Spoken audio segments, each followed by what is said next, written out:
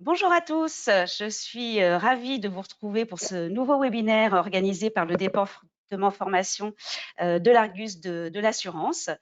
Donc, comme on peut le voir sur la slide suivante, l'Argus de l'assurance formation, ce sont plus de 150 programmes et plus de 400 sessions d'ailleurs maintenant de formation programmées chaque année.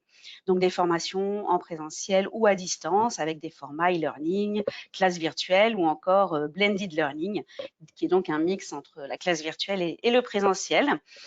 Et sur des thématiques variées. Nous avons une grosse offre en risk management, en finance, en réglementation, en distribution, en digital, etc. Donc, un catalogue de formations que vous pouvez télécharger au format digital en vous rendant sur notre site, mais je vous mettrai le lien dans le petit module de chat également. C'est aussi une plateforme e-learning Visa DDA en illimité pour répondre à vos obligations de 15 heures de formation obligatoire dans le cadre de la DDA. Vous êtes de nombreux courtiers avec nous ce matin. Donc voilà, n'hésitez pas, accessible 24 heures sur 24, 7 jours sur 7 pour vous former vraiment à votre rythme et sur les thématiques, bien évidemment, qui concernent votre profession en particulier et sa réglementation, ses obligations. Voilà, et puis c'est une formation sur le thème dont nous allons parler ce matin, une formation sur l'assurance emprunteur que nous délivrons maintenant depuis plusieurs années et que vous retrouverez également sur notre site. Donc nous sommes réunis ce matin pour parler des impacts de la loi Lemoine sur l'assurance emprunteur et pour cela, nous sommes en compagnie de Marie Collin. Donc Marie a une expérience de plus de 20 ans comme directrice juridique conformité dans le milieu de la banque assurance. Elle est professeure en université au CNAM et elle est aujourd'hui présidente de la SAS EOL Business où elle conseille les entreprises et pour laquelle elle est également formatrice professionnelle, notamment aux côtés de l'Argus de l'assurance. Donc, n'hésitez pas tout au long du webinaire, grâce au petit module questions que vous devez avoir à droite de votre écran, de les poser. Et puis, moi, je lui relayerai en fin d'intervention. Marie, je vous laisse la parole. Merci. Bon webinaire à tous et à tout à l'heure pour les questions. Merci Laurence. Bien, effectivement, je n'ai pas mis mon slide de présentation de ma personne, donc vous voyez que pas trop auto-centré sur moi. Donc, je commence directement par ce fameux sujet qui est la loi Lemoine et surtout l'aboutissement. Enfin, je ne sais même pas si ça sera l'aboutissement puisque on va attendre de voir les conséquences de cette fameuse loi Lemoine, mais en tout cas, c'est l'aboutissement de quand même une longue procédure de changement réglementaire au cours de l'histoire, puisque je pense de mon expérience personnelle que je n'ai jamais vu un sujet qui a eu autant de modifications en peu de temps dans ma carrière. Donc on a, si je reprends les grandes dates sur une frise chronologique des différents textes qui ont pu traverser, j'allais dire, nos expériences communes. Je rappelle, je ne vais pas rester longtemps dessus, mais c'est juste pour rappeler quand même toutes les difficultés qu'ont pu engendrer ce besoin de délégation d'assurance. On a d'abord eu la loi Lagarde en 2010 qui instaurait une déliaison lors de la signature du prêt. On a eu la loi bancaire en 2013 qui remettait en place la FSI et le délai de 10 jours pour analyser un dossier. On a eu la loi Hamon, le 2014, avec une possibilité de substituer dès la première année. On a eu la loi Bourquin qui proposait la substitution à chaque échéance annuelle. Et maintenant, nous avons la fameuse loi Lemoine, donc du 28 février 2022, qui permet la résiliation à tout moment. Donc, on voit quand même que sur des délais relativement courts, on a eu un nombre de textes juste incroyable qui engendre quand même, il faut bien le dire, une difficulté pour les praticiens de l'assurance emprunteur et une réadaptation nécessaire à chaque fois des nouvelles dispositions législatives et réglementaires. Alors tout ça pourquoi? Tout ça parce que en fait, il y a un marché, bien sûr, un marché extrêmement important qui permet aux alternatives, bien sûr, de se positionner, de gagner des parts de marché face à des banques assureurs et donc une assurance qui est vendue en règle générale au moment de la souscription d'un crédit immobilier et qui est marché détenu, en tout cas au terme des derniers chiffres qui sont en ma possession, donc de juin 2022, chiffre de Sécurimut, qui est détenu à 85% par les banques. Alors, je pourrais dire marché qui est toujours détenu à 85% par les banques. Pourquoi rajouter le toujours détenu? Parce qu'effectivement, ces textes qui arrivent les uns derrière les autres ont bien pour objectif de faire régresser la part de détention par les établissements bancaires au profit des assureurs alternatifs. Or, on s'aperçoit que bien, en fait, la régression n'est pas aussi rapide que ça. Et donc, on essaye à chaque fois, le on étant les pouvoirs publics, je déteste de mettre le bon on, on essaie de trouver des solutions pour pouvoir, j'allais dire, mettre à parts égales les différents acteurs. Alors, on se trouve face à un certain nombre de difficultés qui sont liées essentiellement, j'allais dire, aux structures informatiques, au personnel, à l'étude des dossiers. C'est pas facile d'étudier ou de conseiller sur de l'assurance emprunteur. Donc, on va aborder toutes ces thématiques au cours de l'heure que nous allons passer ensemble. Et on va voir si la loi Lemoine, quelque part, va améliorer ou va vers le sens, en tout cas avec j'allais dire, le contenu du texte va permettre ou non d'améliorer la part de marché qui serait détenue par les alternatifs. Alors, d'abord, que dit la loi?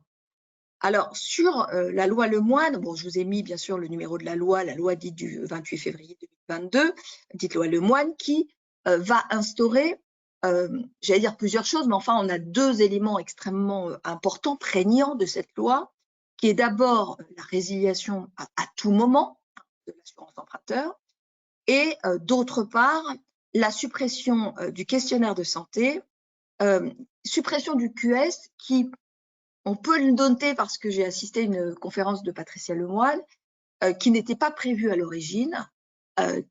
Elle ne voulait vraiment que la partie résiliation à tout moment et le Sénat demandait la fin du questionnaire de santé pour pouvoir faire passer la résiliation à tout moment. C'était une forme de négociation dans le texte.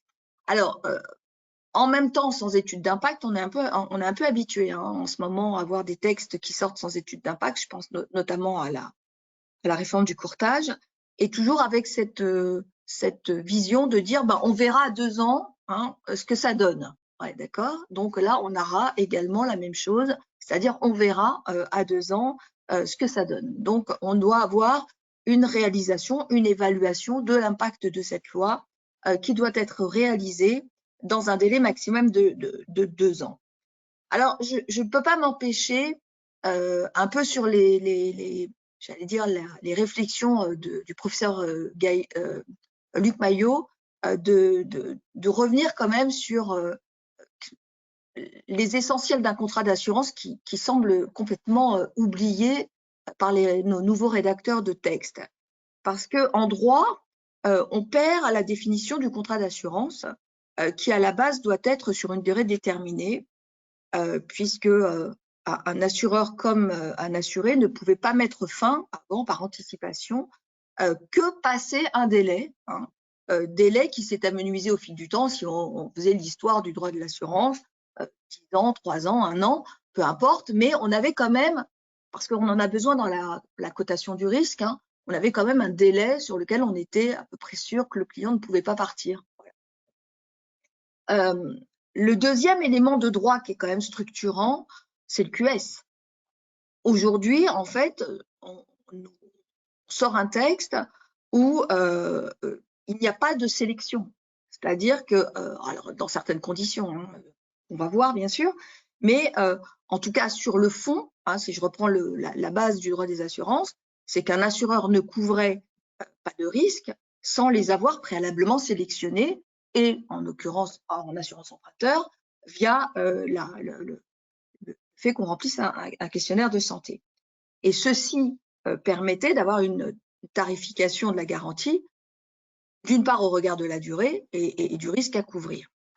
Alors, la loi Lemoine, elle va changer ces principes de base que que constitue le contrat d'assurance et elle va mettre en place une assurance sans les fondamentaux de l'assurance parce qu'elle instaure la résiliation à tout moment, alors que l'assureur, lui, demeure tenu pendant toute la durée du prêt. Elle va donc instaurer la suppression du questionnaire de santé sous certaines conditions. Et troisième élément, dont je n'avais pas encore parlé, elle va étendre le droit à l'oubli pour tous les contrats. Alors, les conséquences, parce que c'est extrêmement important, on est obligé de le dire tout de suite avant de rentrer dans les conséquences juridiques, administratives, etc., qui vont en découler. Mais c'est que tout de suite, et d'ailleurs il va y avoir immédiatement, puisque j'ai quelques chiffres de ce qui s'est passé sur le marché, mais donc tout de suite, on se rend compte que les assureurs, en fait, ils vont naviguer à vue, ce qui va avoir une incidence incontournable sur le montant des primes. Or, si je reprends la base, pourquoi la loi Lemoine et pourquoi l'instauration de cette résiliation à tout moment, on peut dire que là, on est en plein dedans, c'est pour redonner du pouvoir d'achat. C'est pour dire, bah, si vous allez voir vers un assureur une délégation d'assurance, vous allez gagner en montant de prime par rapport à l'assurance qui est théoriquement vendue par les établissements bancaires. Or, là, avec, j'allais dire, les circonstances dans lesquelles a été votée la loi Lemoine, on a le droit de se poser des questions puisque il y a bien une chose qui est certaine, c'est qu'un assureur ne peut pas naviguer à vue, hein, et que par conséquent, il va y avoir une incidence incontournable sur le montant des primes et que seuls les gros, c'est-à-dire ceux qui ont beaucoup d'assurés et qui vont pouvoir lisser le risque, vont pouvoir se permettre de ne pas augmenter les primes. Alors, rentrons maintenant un petit peu dans le détail pour savoir quand est rentrée en place la loi Lemoine et ce qu'il faut retenir de cette loi. Alors, cette fameuse résiliation, ça y est, hein, on est dans la loi Lemoine, elle est entrée en vigueur pour les nouveaux contrats à la même date que la fin du questionnaire de santé. Je vais employer le mot QS hein, pour questionnaire de santé, je pense que tout le monde comprendra, soit le 1er juin 2022 et à compter du 1er septembre 2022 pour ce qu'on appelait le stock, c'est-à-dire les contrats en cours d'exécution. Donc, je vous ai mis dans le slide les articles. À chaque fois que entre guillemets, que j'affirme, je vous mets l'article. Et là, en l'occurrence, c'est l'article 8 de la loi Lemoine qui précise que le présent titre est applicable aux nouvelles offres de prêt émises à compter du 1er juin 2022. Et le présent titre est également applicable à compter du 1er septembre 2022 au contrat d'assurance en cours d'exécution à cette date. Hein. Donc voilà, ça c'est pour la justification. Le QS, donc on a vu qu'il était entré en vigueur le 1er juin 2022. L'article 10 va préciser les conditions de non-réalisation d'avoir un questionnaire de santé. Donc, si on lit l'article, nouvel article L113-2.1, on lit la chose suivante. Par exception au deuxièmement de l'article L113-2, lorsque le contrat d'assurance a pour objet de garantir, en cas de survenance d'un des risques que ce contrat définit, soit le remboursement total ou partiel du montant restant dû au titre du contrat de crédit mentionné au premièrement de l'article L313-1 du Code de la consommation, soit le paiement de toute ou partie des échéances du dit prêt, aucune information relative à l'état de santé ni aucun examen médical de l'assuré ne peut être sollicité par l'assureur sous réserve du respect de l'ensemble des conditions suivantes. Premièrement, la part assurée sur l'encours cumulé des contrats de crédit n'excède pas 200 000 € par assuré. Deuxièmement, l'échéance de remboursement du crédit contracté est antérieure au 60e anniversaire de l'assuré. Avec donc le présent article rentre en vigueur le 1er juin. Donc là, on a des précisions extrêmement importantes sur la non-application du questionnaire de santé. Donc, il n'y aura pas d'application, de demande de complétude d'un questionnaire de santé si la part, alors donc on est sur des contrats de crédit immobilier, si la part assurée sur l'encours cumulé de crédit n'excède pas 200 000 €. Donc on y reviendra, on est sur la part assurée. Donc si on est sur un prêt conjoint, on voit qu'on peut monter à 400 000. hein, donc ce point était effectivement extrêmement important quand on voit le niveau moyen des encours de crédit. Donc la part sur l'encours cumulé des contrats de crédit n'excède pas 200 000 € par assuré, qui est donc une première condition. Et la seconde condition, c'est que le dernier remboursement doit être fait avant les 60 ans hein, de l'assuré. Alors donc, ce qu'on peut voir, on peut voir que donc maintenant l'emprunteur peut résilier son assurance à tout moment. Bien entendu, s'il y a un changement d'assureur, hein, on ne résilie pas contre rien, il faut bien qu'il y ait un assureur derrière.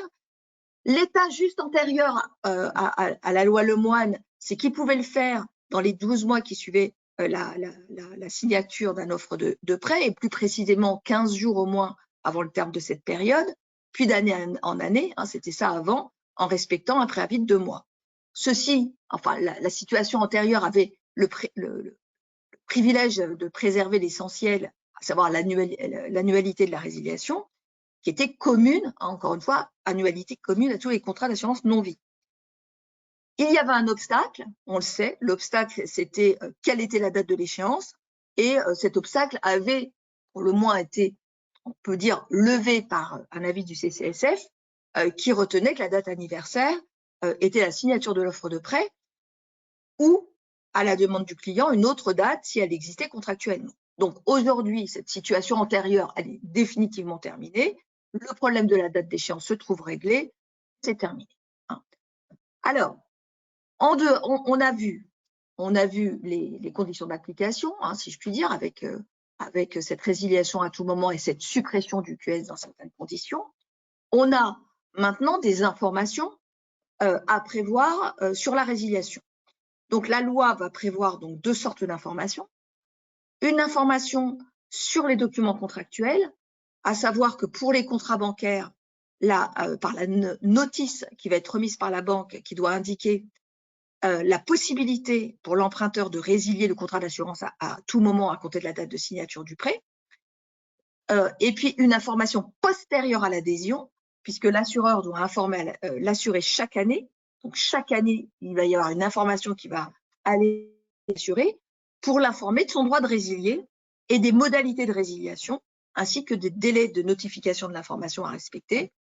Voilà, sachant que le chaque année reste quand même chaque année flou, puisqu'on ne sait pas si c'est une année civile ou une année calendaire. Hein. Donc bon, on a encore des petites choses qui sont, enfin, en tout cas à préciser, en tout cas peut-être dans les avis, puisqu'on attend un avis, enfin une recommandation de la CPR, parce que pour l'instant c'est gênant compte tenu qu'on a quand même des sanctions possibles qui peuvent être et des contrôles qui peuvent être faits tant par la CPR que par la DGCCRF.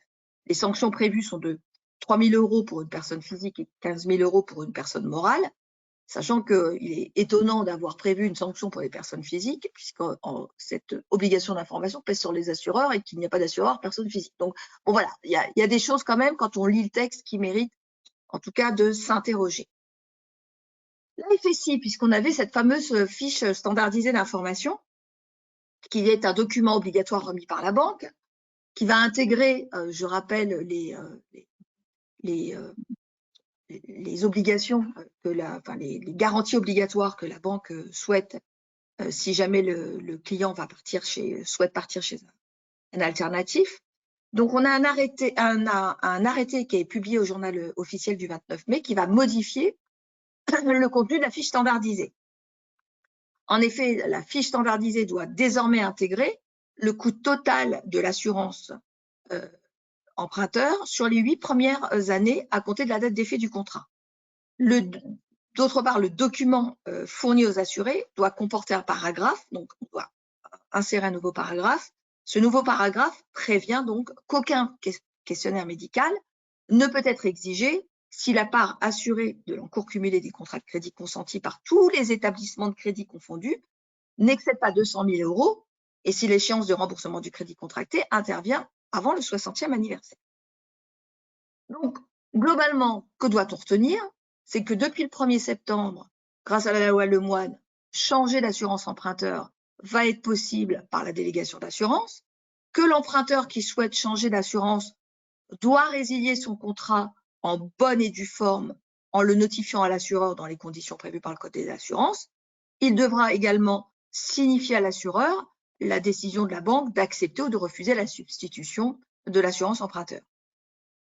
La banque peut-elle refuser la nouvelle assurance? La réponse est bien entendu oui, parce qu'elle peut toujours refuser si elle considère que le nouvel assureur n'a pas, enfin, les conditions d'assurance du nouvel assureur ne présentent pas des garanties équivalentes à ce qu'on appelle le contrat groupe, à l'ancien contrat, qui est en l'occurrence le contrat de la banque. Elle devra, mais elle devait le faire avant également, elle devra, cette banque, expliciter son refus en précisant l'intégralité des motifs et notamment les informations et les garanties qui manquent pour arriver à l'équivalence de garantie. Alors, ça, c'est le cas de refus, mais en cas d'acceptation, si la banque accepte la délégation d'assurance, la banque doit donc modifier, elle va avoir l'obligation de modifier dans un délai de 10 jours ouvrés à compter de la réception de la demande de substitution, le contrat de crédit, en y mentionnant notamment le nouveau taux annuel effectif global, le TAEG. Elle se fonde pour cela sur les informations qui sont transmises par le nouvel assureur délégué. La banque, quant à elle, ne pourra modifier ni le taux, quelle que soit sa nature, fixe, variable ou révisable, ni les conditions d'octroi du crédit, y compris son mode d'amortissement, ni exiger le paiement de frais supplémentaires, y compris les frais qui pourraient être liés aux travaux d'analyse de cet autre contrat d'assurance. Si je puis dire, ça avait déjà été réglé par le passé, mais c'est réaffirmé. L'absence de respect de ces obligations donc entraîne toujours cette fameuse sanction qu'on a vue précédemment. Alors, en pratique, l'ensemble de ce parcours est piloté par le nouvel assureur qui se charge en fait de toutes les formalités auprès de l'ancien afin de simplifier les démarches pour les assurés. Alors, dans les autres dispositions, donc, le prêteur ne peut désormais, on l'a vu, ne peut pas modifier l'offre de crédit, le mode d'amortissement du prêt, quand l'emprunteur choisit une autre assurance. Donc, je vous ai mis, ça c'est conformément à l'article L313-32 du Code de la consommation.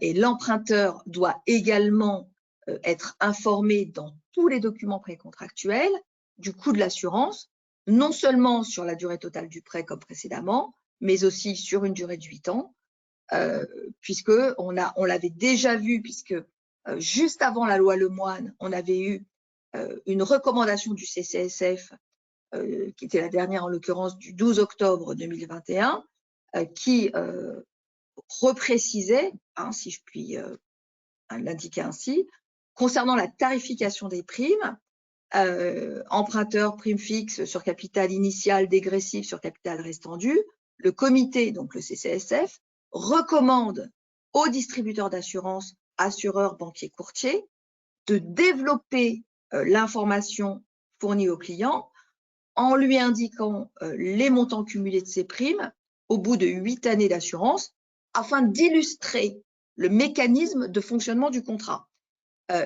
Donc, c'est extrêmement intéressant parce que ces 8 ans correspondent globalement à la durée réelle des prêts en moyenne et vont permettre ainsi aux clients de savoir le plus précisément possible ce que va lui coûter l'assurance emprunteur par rapport au montant global du crédit. Donc, sur cette durée de 8 ans, il a une information qui va lui permettre, si je puis dire, de faire un choix.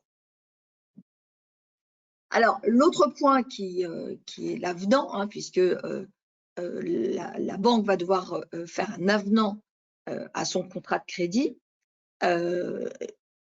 et qui va donc être consécutif au changement d'assurance emprunteur. Cet avenant, précise la loi, doit être établi dans les 10 jours suivant la réception de la demande de substitution, alors qu'on avait jusqu'à présent une recommandation de la CPR, là qui remonte à plusieurs années puisqu'elle remonte à 2017, qui prévoyait dans cette recommandation de la CPR, prévoyait l'établissement immédiat d'un avenant. Alors, l'immédiateté, c'est quelque chose qui relève de l'impossible, hein. Immédiatement, dans la vision quand même d'une banque et d'un contrat de prêt, l'avenant immédiat, objectivement, je ne sais pas comment on fait. Déjà 10 jours, c'est compliqué, mais l'avenant immédiat, c'est bien de l'écrire, mais encore faut-il pouvoir le réaliser. Et donc, dans la réalité, donc là, du coup, ils ont mis, vous voyez qu'en fait, ils ont été plus, la loi est plus tolérante vis-à-vis des banques que ce que prévoyait la recommandation de la CPR, puisqu'en fait, dans la vraie vie, hein, puisque c'est ça qui compte, hein, c'est la vraie vie, dans la vraie vie, en fait, bon, alors, les banques mettaient plusieurs mois, hein, des fois, à émettre ce fameux avenant, et ce délai, il faut comprendre que derrière, c'est le client qui est lésé, hein, puisque ce délai pouvait engendrer clairement des doubles prélèvements au client. Alors, au bout du bout, il y avait un remboursement qui était effectué, mais il y avait une période transitoire où le client était prélevé 2 fois, c'est-à-dire par l'assurance groupe de la banque et par l'alternatif. Donc, c'est quand même un peu compliqué pour les clients. Alors, autre point que nous n'avons pas abordé, c'est le droit à l'oubli. Alors, le droit à l'oubli va concerner tous les emprunteurs, puisque tous les emprunteurs qui présentent un risque aggravé de santé et tous ces emprunteurs qui étaient donc susceptibles jusque-là de bénéficier donc de la convention AERAS. Donc, jusqu'à présent, ce droit permettait aux emprunteurs ayant souffert d'une pathologie cancéreuse, si à l'origine Bélorgès c'était plutôt le sida, mais enfin on va dire là, sur la pathologie cancéreuse, pour laquelle le protocole thérapeutique s'était achevé depuis plus de 10 ans et 5 ans pour les cancers diagnostiqués avant l'âge de 21 ans, de ne pas déclarer cette affection à l'assureur. Donc on était sur 5 ans, je répète, quand c'était, on va dire, un cancer qu'on appelait un cancer d'enfant, et 10 ans pour les adultes. Et si par hasard ces clients avaient fait une déclaration c'était un QS, avait rempli un QS, il était interdit à l'assureur d'en tenir compte. Alors, la loi Lemoine, elle va donc réduire, alors d'abord elle étend le droit à l'oubli à l'hépatite C, et elle va réduire ce délai qui était donc le délai de 10 ans, elle va le réduire à 5 ans. Alors, ça ne change rien pour les enfants, si je puis dire, puisque c'était déjà 5 ans pour les cancers diagnostiqués avant 21 ans, donc pour eux, rien ne change, on ne réduit pas les 5 ans. Par contre, on réduit les 10 ans à 5 ans. Donc, tout le monde est sur ce délai de 5 ans, et donc on tient compte de l'âge. Et par ailleurs, pour les signataires de la convention AERAS, les signataires de la convention AERAS sont tenus d'entrer en négociation dans les 3 mois pour rechercher si des extensions à d'autres pathologies sont possibles. Hein, l'idée étant de faire rentrer de plus en plus de pathologies dans le droit à l'oubli. Et en tout cas, je ne sais pas si c'est le cas, mais j'ai vu qu'il y avait l'obésité, entre autres. Il y a d'autres maladies qu'on voulait faire rentrer dans ce droit à l'oubli. Et donc, pour réfléchir également à une hausse de la convention AERAS qui a déjà été rehaussée, hein, puisqu'actuellement elle est fixée à 420 000 € pour la part assurée. Alors, je reviens, hein, je fais un petit peu des allers-retours, hein, vous m'en excusez, mais je voulais déjà tout dire. Et puis là, je vais revenir sur cette notion de suppression du QS.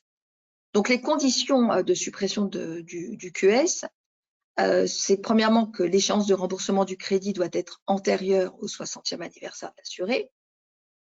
Et donc, on peut noter que cette notion d'âge, hein, puisque c'est bien une notion d'âge qui apparaît, va exclure du dispositif de la loi Lemoine un certain nombre de personnes qui empruntent sur des durées longues.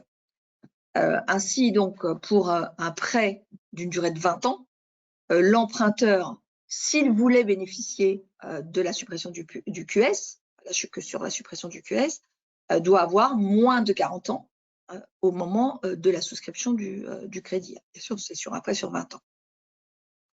Et donc, plus l'emprunteur est âgé, et donc moins la durée de crédit pourrait être longue pour qu'il soit garanti par une assurance qu'on va appeler une assurance sans sélection médicale. Ça, c'est un constat. J'allais dire que l'absence de QS va plutôt bénéficier à des populations jeunes qu'à des populations qui rentrent en crédit, j'allais dire, à un âge plus avancé. L'autre point qui est un point de constat, c'est que il est question de la part assurée. Hein. J'ai déjà insisté sur ce point, sur le fait que la part assurée selon l'encours cumulé des crédits ne doit pas excéder les 200 000 euros par assuré. Donc, la base de calcul n'est donc pas le montant du crédit, mais la part assurée. Donc, là aussi, c'est intéressant parce que je vous ai mis sur le slide, le calcul se fait donc par assuré. Donc, le QS se trouve supprimé pour un présupposé unique de 400 000 euros sur 2 têtes, hein, exemple pour 2 époux, si chacune est couverte à 50%. Là, on parle de la quotité. Maintenant, on peut jouer aussi sur la quotité. Enfin, on peut faire un 80-20, un 70-30 et changer la part assurée, mais en tout état de cause, on restera toujours dans nos fameux 400 000. Donc, si on prend des exemples, une personne âgée de 35 ans qui souhaiterait emprunter 140 000 euros sur 20 ans et disposant d'un encours de crédit de 40 000 euros, cochera toutes les cases pour bénéficier de la non-sélection médicale, puisque son encours total de crédit sera de 180 000 euros et que son âge en fin de prêt sera de 55 ans. Dans mon deuxième exemple, on a une personne de 42 ans qui veut emprunter 190 000 euros sur 20 ans, mais qui dispose d'un encours de crédit de 50 000 euros. Cette personne ne pourra pas bénéficier du dispositif car son encours de crédit total dépasse les 200 000 euros ou dépassera les 200 000 euros quand on fait l'encours pour atteindre 240 000 euros. Là, je suis sur des personnes seules. Et son âge en fin de prêt, en plus bref de l'âge, sera de 62 ans. Donc, j'allais dire d'une façon, entre guillemets, c'est quand même relativement simple à comprendre, sauf que vont apparaître des difficultés d'interprétation et puis également de savoir comment est-ce qu'on peut vérifier l'encours. On connaît le crédit qui est demandé, la banque connaît le crédit, ou le délégataire va connaître le crédit qui est demandé par l'assuré, par les clients ou les prospects, enfin, voilà. Mais comment est-ce qu'il peut avoir une certitude des encours de crédit qu'ils peuvent avoir par ailleurs? Bon, donc ça, c'est aussi une question importante. Donc, se pose la question de l'interprétation de l'encours. Bon, ça va être résolu d'une façon ou d'une autre, puisque j'ai été voir comment ça a été résolu. Mais donc, le calcul de la part assurée porte sur l'encours cumulé des crédits qui devrait comprendre non seulement les crédits contractés pour une même opération immobilière, mais aussi pour d'autres opérations du même genre, voire des crédits consommation ou des crédits professionnels, puisqu'on est sur l'encours cumulé. Or, dans la réalité opérationnelle, on n'a pas de fichier positif des crédits. Donc, je ne peux pas aller vérifier, banque, je ne peux pas vérifier le crédit qui a pu être contracté par ailleurs. Donc, on n'a pas de fichier positif de crédit. Et donc, on ne va donc pouvoir, si on veut connaître cette notion d'encours cumulé, que questionner le client. Donc, ça va être du déclaratif. Donc, on peut se retrouver, encore une fois, dans une situation où on est face soit à des fausses déclarations, et face à une fausse déclaration, la question qui va se poser incontournablement, c'est comment est-ce qu'on sanctionne la fausse déclaration? Est-ce que on met fin au contrat? Est-ce que c'est la mauvaise foi et que c'est des dommages et des intérêts qui vont être réclamés, etc. Bon, voilà, on rentre dans un système un peu compliqué, lui. Je vous ai marqué avec alors jusqu'à la nullité du contrat. Bon, ça, c'est sur cette notion d'encours cumulé. Mais sachant qu'en plus, on a des assureurs qui ont une interprétation. Alors, je ne vais pas vous faire l'affront de vous lire toute l'interprétation de l'assureur que j'ai marqué, mais globalement, ça dit quoi? C'est que par un jeu de lecture des articles L113-12.2 qui concernent la résiliation anticipée et le L113-2.1 qui concerne les contrats inclusifs. Ces deux articles, quand on les lit, pour certains assureurs, renvoient au code, pour faire simple, ces deux articles renvoient au contrat de crédit mentionné au premièrement de l'article L313-1 du Code de la consommation et qui fixe le champ uniquement des crédits immobiliers. Donc, certains assureurs considèrent que sous le couvert d'encours de crédit, donc le fameux encours de 200 000 par tête, on ne serait visé que les crédits immobiliers et ne serait pas visé les crédits conso. Alors que certains juristes, crédit immobilier, excusez-moi, crédit immobilier à usage d'habitation ou crédit professionnel. Alors que certains juristes soutiennent que l'encours de 200 000 correspond au niveau d'endettement. Vous voyez qu'on a des assureurs qui ont des interprétations complètement divergentes. Donc, un niveau d'endettement et que la logique est que ce niveau d'endettement s'apprécie globalement, quelle que soit la typologie de crédit. C'est-à-dire qu'on ferait rentrer le crédit consommation dans l'encours de crédit. Position retenue par certains professeurs d'université quand on écoute les cours sur la loi Lemoine. Donc, en fait, on est face, c'est là que ça devient intéressant aussi, c'est que on peut citer les 200 000, mais c'est comment est-ce que dans la pratique, d'une part les assureurs et d'autre part les banques vont réellement appliquer cet encours de crédit. Alors, j'ai même vu des banques sur des vidéos attirer leurs clients à venir chez elles en leur disant qu'aucune question ne leur serait posée sur leur encours de crédit et que seul l'encours du crédit existant demandé par la banque, demandé à la banque, c'est d'ailleurs le prêt qui serait demandé, donc qui pourrait, pour une personne seule, être de 200 000 et pour un couple être de 400 000, donc avec si je reprends une quotité de 50-50, en disant nous, on ne vous posera pas de questions par ailleurs. C'est-à-dire que même à la limite, vous remboursez votre crédit sur votre résidence secondaire où vous avez un gros crédit à la consommation par ailleurs, on ne vous pose pas de questions. Nous, la seule chose qui va nous intéresser dans l'analyse de l'application ou non de la loi Lemoine et de la suppression du QS, ça va être savoir quel est l'encours du prêt que vous sollicitez spontanément chez nous. Donc, vous voyez que, alors, vous allez dire, c'est pas obligatoirement la loi et ça peut être une opération marketing. Hein, mais en tout cas, dans les pratiques aujourd'hui, on voit des vidéos qui circulent, qui demandent, certainement, qui disent aux clients, venez chez nous, on vous fera que l'analyse du crédit que vous sollicitez. Alors, cette absence de QS, pour être très clair, il va avoir un effet majeur sur les primes. C'est ça le problème.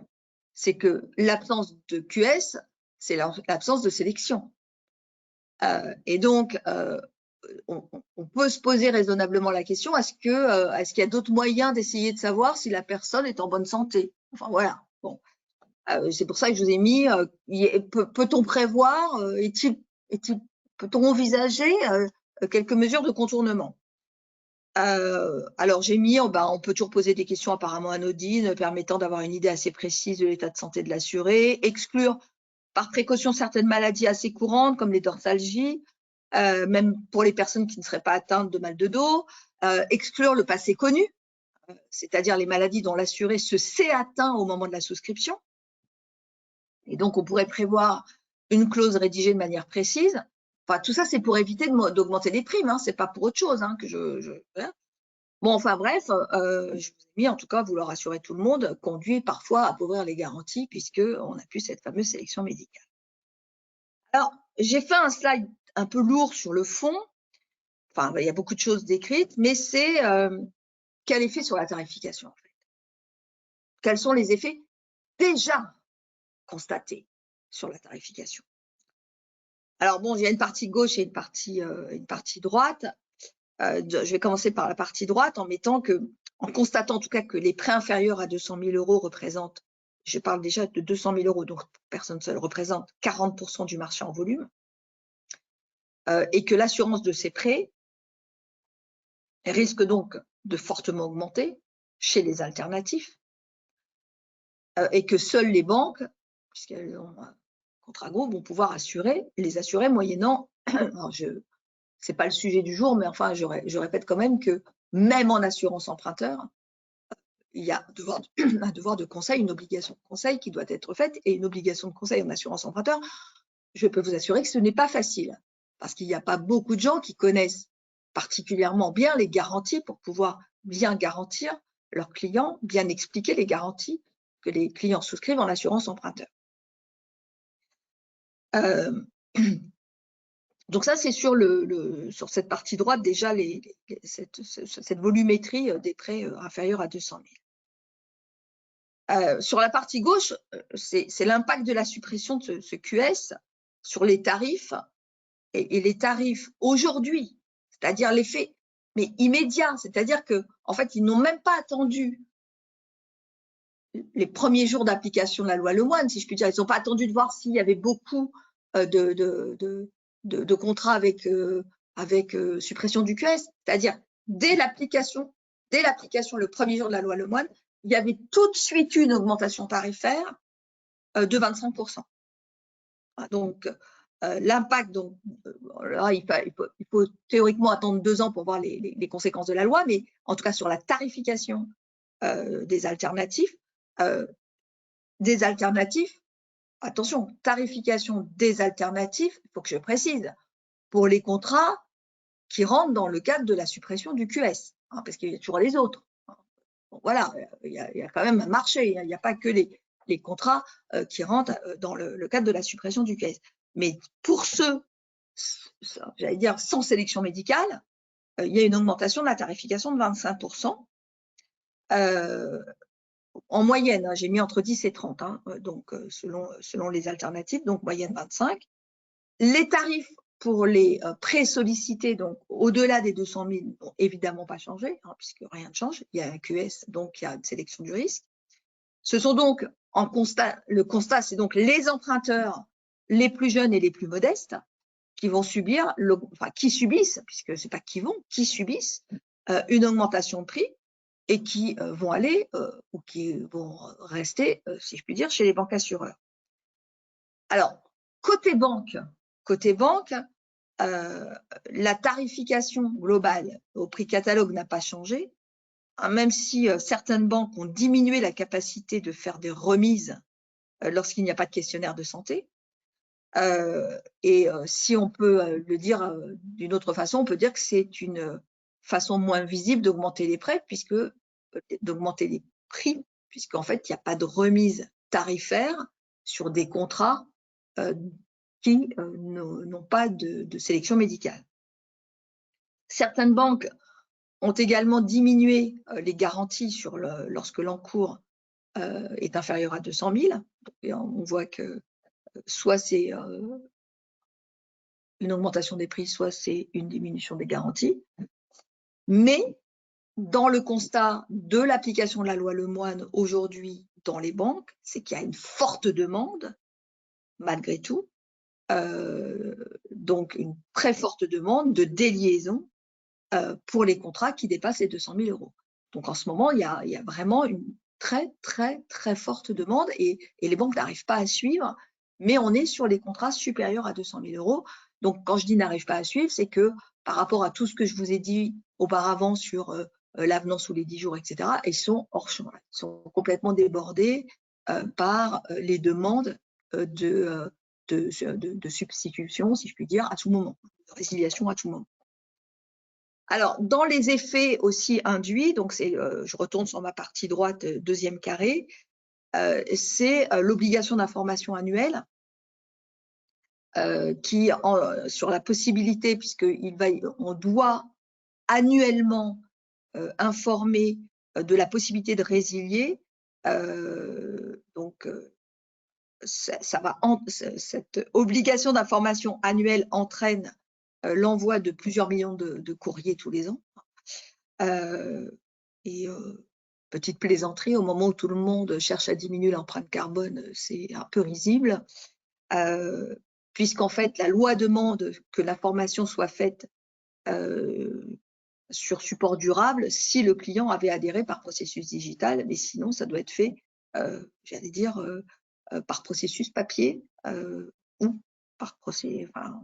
Donc, il va falloir envoyer un courrier si l'origine du crédit a été fait par courrier. Alors donc, quel constat après quelques mois d'application? On vient de le voir, hein, c'est le constat d'une accélération assez forte des substitutions d'assurance. C'est le fait qu'il n'y a plus d'exigence d'une substitution à l'échéance annuelle, donc ça on le sait, et que le fait qu'il n'y ait plus donc d'exigence d'une substitution à l'échéance annuelle, donc passer la première année, va entraîner l'arrivée sur le nouveau marché de nouveaux acteurs, avec des courtiers ou des assureurs digitaux qui cherchent à faire de la substitution d'assurance, et également une intensification de l'action commerciale des acteurs qui étaient déjà présents sur le marché de la substitution. Certaines banques constatent le doublement ou le triplement du nombre de substitutions depuis le mois de septembre, qui sont pour l'instant focalisées sur les adhésions les plus récentes, puisque les personnes qui demandent à substituer leur assurance sont des personnes qui ont souscrit un contrat il y a 2 ou 3 ans. On n'est pas sur des stocks très anciens. Le fait que les crédits ont ces dernières années considérablement été allongés dans leur durée rend donc important le stock attaquable pour les banques, et les consommateurs peuvent en réalité réaliser certaines économies importantes, même après 5 ans ou 6 ans de crédit. Le processus de substitution est simplifié dès lors qu'il reste moins de 200 000 € à couvrir au moment de la substitution, et que le client a moins de 60 ans, hein, puisque sur un contrat en cours, il n'y aura donc, s'il reste à ce client moins de 200 000 €, il n'aura donc pas de questionnaire médical à réaliser. Donc ça, c'est aussi un point qui est important, parce que du coup, ce qui peut se produire avec ce phénomène d'antisélection, c'est qu'une personne qui avait rempli un questionnaire médical, qui pouvait être diabétique, enfin qui pouvait avoir en tout cas des problèmes de santé, qui avaient soit eu une surprime, soit avait eu une exclusion de garantie, au moment où sa part de crédit va être inférieure à 200 000 €, va pouvoir demander une substitution. Et là, il n'aura plus besoin d'avoir de questionnaire de santé, et donc il sera mieux couvert par l'assurance alternative, puisque là, tout va être pris, qu'avant, avec l'exclusion de garantie qu'il avait eue compte tenu de son problème de santé. Donc, il y a quand même des phénomènes qui peuvent se produire, qui méritent quand même d'être intégrés dans l'analyse globale qui va devoir être réalisée dans les 2 ans. Alors, en guise de conclusion, je vous ai mis un petit pavé d'un article de l'Argus de l'assurance sur le suivi attentif de la réforme Lemoine, qui est paru dans l'Argus, qui disait que quelques mois après l'entrée en vigueur de la loi Lemoine, Bruno Le Maire demande que le CCSF poursuive ses travaux afin de mesurer les conséquences de la résiliation à tout moment et de la suppression du questionnaire de santé sur le marché de l'assurance emprunteur pour certains demandeurs. À ce titre, le ministre attire l'attention du comité sur l'évolution des tarifs et sur les conditions d'indemnisation, en particulier celles relatives aux garanties d'incapacité de travail et d'invalidité. Et donc, je tenais à préciser quand même qu'alors que l'objectif initial était l'augmentation du pouvoir d'achat, le résultat risque de ne pas être totalement au rendez-vous, avec l'augmentation des primes qui est déjà constatée, et qu'on peut noter que le bilan à 2 ans demandé par le CCSF peut être considéré quand même comme précoce par tous les professionnels, parce que pour des contrats emprunteurs, la sinistralité arrive généralement vers la 5e ou 6e année, et qu'un constat au bout de 2 ans ne permettra certainement pas de tirer de conclusions très utiles, sauf si la suppression du questionnaire de santé entraîne dès le début des crédits une surmortalité, ce qui est généralement c'est pas le cas, hein, c'est pas dans les 24 mois qui suivent la souscription d'un crédit qu'il y a un accident de santé. Donc du coup, les 2 ans peuvent être quand même jugés un peu courts. Et puis pour finir définitivement, c'est mon dernier slide, lors de sa conférence du 5 décembre, la conférence de la CPR, excusez-moi, du 5 décembre, Jean-Paul Faugère, vice-président de la CPR, a rappelé que celui-ci, ou que celle-ci, la CPR, reçoit régulièrement des signalements en assurance emprunteur. Et il a donc mentionné sur la question de l'emprunteur, le superviseur indique ne pas connaître l'impact de l'entrée en vigueur, on était le 5 décembre, de la résiliation à tout moment et de la suppression du questionnaire de santé pour les contrats inférieurs à 200 000 €. Cependant, il constate que certains groupes bancaires ne jouent pas le jeu sur la délégation d'assurance emprunteur. Il mentionne que la CPR reçoit régulièrement des signalements sur des pratiques bien peu conformes et qu'on observe des taux de délégation d'assurance très inégaux selon les réseaux bancaires, que rien ne paraît expliquer.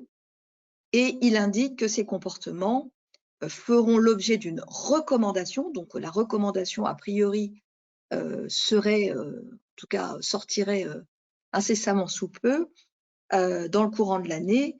Et il a même ajouté que les sujets de rémunération des intermédiaires ou des distributeurs, des équivalences avec le contrat groupe, des délais d'examen, de la traçabilité des procédures et de l'interdiction des ventes liées seront parmi d'autres à préciser dans la recommandation. Donc, je pense, en toute honnêteté, que nous n'en avons pas fini avec le sujet de l'assurance emprunteur et des conséquences de la loi Lemoine, puisque entre un nouvel avis du CCSF qui doit suivre j'allais dire, les conséquences de la loi Lemoine à 2 ans et la recommandation de la CPR qui va sortir en 2023, un certain nombre de précisions vont être mises en place et que les professionnels devront mettre en œuvre, qui vont peut-être nous éclairer et permettre d'avoir une vision, en tout cas, plus structurée des conséquences et de la mise en application effective de la dite loi et sur toutes les conséquences possibles en termes notamment d'augmentation de primes. Voilà, j'espère vous avoir intéressé, j'en ai fini. Merci beaucoup. Merci, merci beaucoup à vous Marie pour cette intervention. Désolée, je n'ai toujours pas de webcam, mais ce n'est pas grave. Il nous reste 3 minutes pour prendre quelques questions. Donc on a effectivement dès le début eu des doutes en fait sur ces 2 ans en fait qui semblent très très insuffisants pour mesurer l'impact réel de cette loi sur le risque lui-même avec la suppression du questionnaire de santé. Mais voilà, vous l'avez dit en conclusion, finalement, le constat au bout de 2 ans ne permettra pas de tirer de conclusions utiles, sauf si la suppression du questionnaire de santé entraînait dès le début des crédits une surmortalité. Donc effectivement, ça paraît un petit peu précoce. Et alors justement, est-ce que le marché, même si c'est tout récent, hein, a constaté d'ores et déjà des effets d'aubaine, sinistre précoce, liés à la mise en place de la loi Lemoine? Alors, ma difficulté, c'est que comme j'ai plutôt une casquette de juriste et que je suis pas une casquette de commercial, j'ai été quand même chercher des informations sur ce qui se passait dans les réseaux, hein, donc je suis allée les chercher. Des effets d'aubaine, c'est surtout, j'allais dire, alors sur l'application de la loi Lemoine, non, mais comme il y a eu en elle-même, non, puisque enfin, on n'a pas, par exemple, le cas que je vous ai indiqué de personnes, enfin, c'est compliqué de savoir, en fait, s'il y a de personnes qui auraient pu avoir une suppression de garantie qui arrive à 200 000 € d'encours et qui dit bah là maintenant je vais aller demander sans questionnaire de santé, je vais aller demander à une alternative de prendre, enfin de changer mon assurance. d'abord, c'est trop récent. Il faut que les gens enfin, connaissent les textes, etc. On connaît la connaissance des textes. Alors après, ils peuvent être effectivement aidés par des courtiers pour pouvoir le faire. Mais en tout cas, ça c'est pas constaté.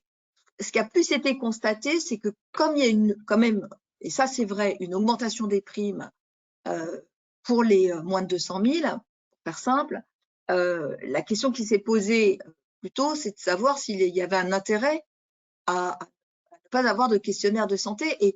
Et parfois, on a plutôt eu des gens qui disaient bah, j'ai 200 000 euros là, mais j'en ai un peu plus, enfin, qui avaient plus tendance à vouloir aller vers un questionnaire de santé pour rentrer dans une tarification, j'allais dire, plus propice. Vous voyez, c'est un peu l'effet contraire.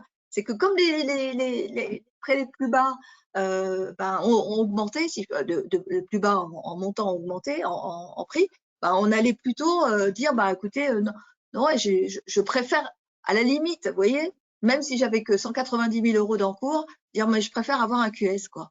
Donc, pour pouvoir dire, ben, je vais répondre honnêtement pour rentrer j'allais dire, dans un contrat qui pratique une sélection médicale. Donc, pour l'instant, c'est les seuls effets que j'ai pu constater. Oui, Et constaté. non, pas d'effet d'aubaine, si ce n'est, encore une fois, je répète ce que j'ai pu dire tout à l'heure, une très, très, très forte demande de déliaison. Très, très forte demande. Oui, cette faculté de résiliation à tout moment fait que les banques sont complètement débordées. Et là, sur l'assurance emprunteur, la résiliation en 3 clics est aussi applicable? Alors, de toute façon, si la souscription était faite en 3 clics, donc c'est ça, la résiliation en 3 clics, elle s'opère. Maintenant, une souscription en 3 clics en assurance emprunteur, je ne connais pas, moi. Hein. Oui, Mais c'est bon, un peu compliqué. bon, ça peut se produire demain. Hein. Tout va tellement vite en digital que pourquoi pas. Mais pour l'instant, je ne connais pas d'acteur, sauf s'il y en a un qui m'écoute et moi, qui propose l'assurance emprunteur en 3 clics.